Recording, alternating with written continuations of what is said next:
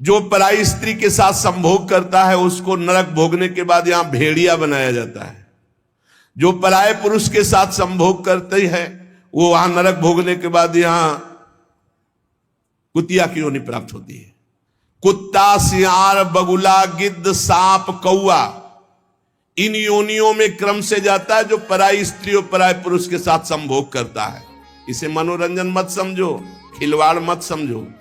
जो खोटी बुद्धि वाला पुरुष अपने बड़े भाई की पत्नी जो मां के समान है उसके साथ बलात्कार करता है, वो नरक भोगने के बाद कामी, नाना प्रकार से बीमार पशु योनियों को प्राप्त होता है।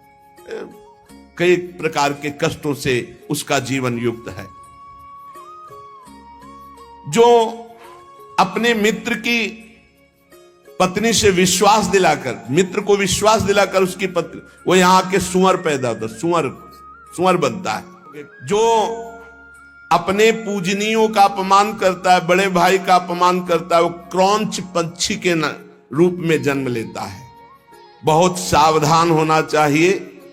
जो तुम्हारे साथ उपकार करे उसके साथ तुम्हारा नम्र व्यवहार होना चाहिए। यदि उपकार नहीं किया तो तुम्हें बिच्छू की योनि प्राप्त होगी, बिच्छू बनना पड़ेगा। जो किसी भी पशु का मांस खाते हैं उनको तो पहले नरक का दंड मिलेगा, फिर वही पशु बनेंगे, वैसे काटे जाएंगे। और जो ज्यादा पशुओं का मांस काट के खाते हैं तो उनके घर में घटना भी हो जाती है, कोई न कोई विनाशकारी घटना घटेगी। एक परिवार था जो बकरा और मुर्गी इनको घर में लाता और काट करके खाता। उनके 3 बालक थे, एक 4 महीने का था, एक 3-4 साल का था और एक 12 वर्ष का था। वो रोज देखता 12 वर्ष वाला कि ऐसे वो में कर रहा, उसको काट रहे हैं और फिर वो बनाया जाता, खाया जाता। तो एक दिन अपने छोटे भाई को ले गया, उसकी बुद्धि खराब हुई, वही गड़ासा, और उसने कहा चलो खेलते हैं, पापा जैसे काटते हैं ना मुर्गी वैसे खेलते हैं। तो छोटा 3-4 साल का था, उसने हाँ छत में ले गया और चढ़ बैठा, जैसे वो चढ़ के बकरे के ऊपर, मुर्गी के ऊपर, और बस वो काट डाला। और जो काट डाला तो चीख निकली तो वो अपने छोटे बेटे को नहला रही थी जो 4 महीने का, टप में ऐसे खड़ा करके, और वो छोड़ करके भागी ऊपर। तो टप में जितना पानी था वो बच्चा गिर गया, उसकी हिम्मत तो उठने की थी नहीं, वो वहां मर गया। और जब ऊपर गई उसका, अरे दुष्ट तूने काट दिया, तो छलांग मार गया भय से, वो नीचे आके गिर के मरा। पूज्य भाई जी ने तो विस्तृत में लिखा है कि इन मांस खानों वालों के परिवारों का बहुत बुरी तरह नाश होगा, और जब ये मरेंगे तब नरक जाएंगे, और फिर जब जन्मेंगे तब ये फिर वही बकरा बकरी बनेंगे, काटे जाएंगे। होश में रहो, समय आने दो, कर्म अवश्य में भोक्तव्यम, तुम्हें भोगाएगा, रो नहीं पाओगे। एक आगरे से आते थे तो उनका नाम मुश्किल है छोड़ पाना, बड़ी मतलब एक जैसे होता है ना रंगबाजी से, आपका आदेश तो उसी का मुश्किल है छोड़ पाना। तो बढ़िया स्वर्णिम उसकी पट्टे की घड़ी और बढ़िया नक्शे से, हर दांत बता रहे थे कि हर समय पान खाते रहते हैं। 2-3 महीने में झांझरी फिर गई थी। कैसे? कैंसर डॉक्टर ने बता दिया, मुश्किल है अब छोड़ना, शरीर छूटेगा। मर गया। मुश्किल है तो शरीर ही छूट जाएगा। इसका शरीर छूटना तो मुश्किल नहीं है, क्योंकि मरण धर्मा शरीर है। होश में पूरा परिवार नष्ट हो गया। जो यहां दूसरों के मांस को खाते हैं तो बड़े बड़े हाथियों से उनको पहले कुचलाया जाता है, चिरवाया जाता है, फिर कोल्हू में पेरा जाता है। बढ़िया आनंद लो। यहां जो कर रहे हो इसका बहुत लंबा हिसाब होगा। लोग सोचते हैं कि ये गप है, 5 मिनट में हिंसा की आजीवन कारावास, लाखों जुर्माना। तुम्हें यहीं से अनुमान लगा लो। यहां तो बहुत छोटा हिसाब किताब है, वो तो अनंत ब्रह्मांडों का हिसाब किताब है। आप विद्धास्तु यैर्वेदा वन्यास्य हिताग्नि भी ता इमे शैल श्रृंगाग्रात पात्यंदी धा पुनः पुनः। जो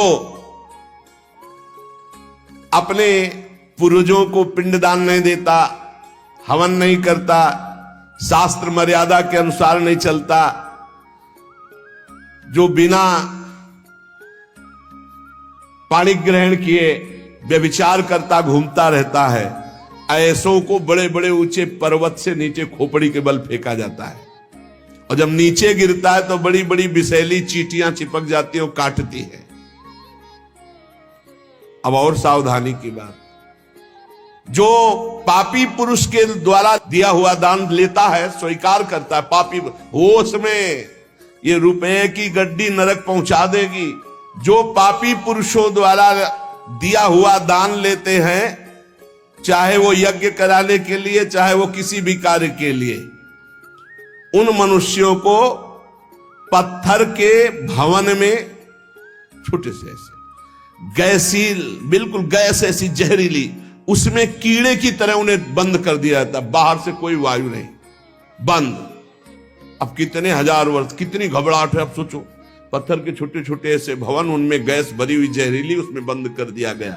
दशांश लिया जाता धर्मात्मा पुरुष का, दशांश दान है धर्मात्मा पुरुष का, 100 मेहनत से कमाए। अब अगर तुम 10 रुपए दान कर दोगे तो बहुत बड़ी बात हो जाएगी। एक गरीब आदमी बड़ी मेहनत से अपना पेट पालता था, तो एक किसी व्यापारियों के संग में था।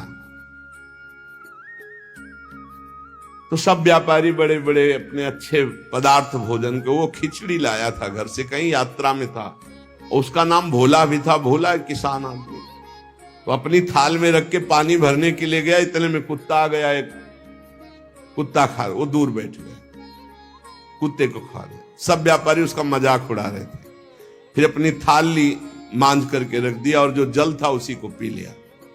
रास्ते में जा रहे थे, एक भयानक ब्रह्म राक्षस प्रकट हुआ।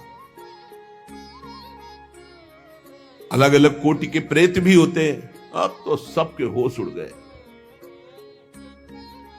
भोला एकदम सीधा आदमी था। ब्रह्म राक्षस ने कहा सबको मार देंगे हम व्यापारी। तो भोला ने कहा शुरुआत हमसे करो। उनका तुम्हारे ऊपर तो हाथ नहीं उठा सकते। क्यों? क्योंकि तुमने कभी बेईमानी नहीं की, धर्म से कमाए हो, और आज तुमने इतना बड़ा पुण्य किया कि भूखे थे, अपनी मेहनत की कमाई की खिचड़ी कुत्ते को खाने दिया। अगर वो पुण्य मुझे दे दो तो मैं ब्रह्म राक्षसियों से मुक्त हो जाऊं, किसी को नहीं दंड दूंगा। तो उसने कहा कैसे दे दूं? बोले संकल्प करो कि आज की खिचड़ी जो कुत्ते ने पाई, उसका जो पुण्य हुआ मैं तुम्हें देता हूं। मैं अभी मुक्त हो जाऊंगा, नहीं सबको मार दूंगा इन व्यापारियों को। धर्म की कमाई का छोटा सा भी दान वो भगवान की भी प्राप्ति करा सकता है। दशांश धर्म के दान को कहा गया है, मेहनत की कमाई का फिर दशांश दान कहा गया। पाप कहीं दान नहीं होता, पाप कहीं दान नहीं होता। उसका विधान फिर ब्रह्म ऋषि बताते हैं कि आज तक किया, अब कभी पाप नहीं करेंगे, अब क्या करें, तो फिर उसका विधान वो बता देते हैं। ऐसा नहीं कि पाप करते जाओ, दशांश देते जाओ तो बुद्धि भ्रष्ट होती चली जाएगी। जो ये बहुत बड़ा अपराध है, उपकार करने वाले का अपकार कर देता है। कृतज्ञता, कृतज्ञ होना चाहिए। आपके लिए किसी ने उपकार किया, आपको आपका हित किया, आपके संकट में सहयोग किया, तो जीवन भर वो जब दृष्टि में आ जाए तो थोड़ा कृतज्ञ होना चाहिए। ऐसा नहीं कि उसका अपकार कर दो। जैसे गुरुदेव ने मंत्र दिया, उपासना दी, तुम्हारा उपकार किया। खोटी बुद्धि वाला जो कृतज्ञ नहीं रहता, उसको यहां तप्त कुंभ नामक नरक में गिराया जाता है। ये बहुत दुख देने वाला है, ताप ही ताप। और इसमें 80 पत्रवन नरक में जैसे तलवारें हैं, ऐसे किनारे किनारे तलवारें हैं। जिधर ये होता उधर तलवार घुसती, बार बार इसको पीड़ा होती है। फिर उसे अगले कालसूत्र नामक नरक में डाला जाता है। विश्वासघाती, गुरुद्रोही, मित्रद्रोही, इनका उद्धार बहुत मुश्किल होता है।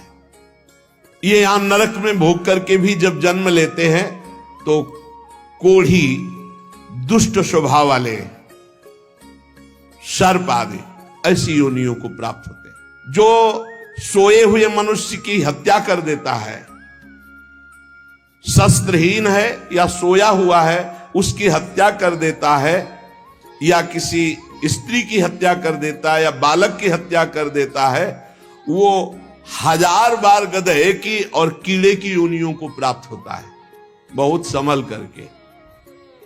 जो दूसरों के भोजन व्यवस्था को नष्ट कर देता है उसे मक्खी की योनि प्राप्त होती है।